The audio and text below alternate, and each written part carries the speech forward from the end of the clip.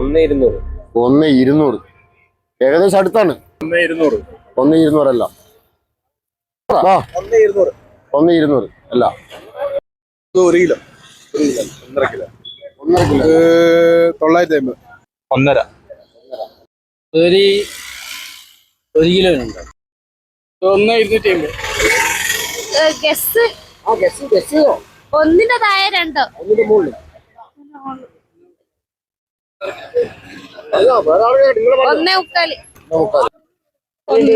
1.5 അല്ല. 1.25. 1.25 അല്ല. 1.5. 1,200 ഉണ്ടാവും. 1,200 അല്ല. 1 കിലോ ഉണ്ടാവും. അല്ല. 1.100. 1.100.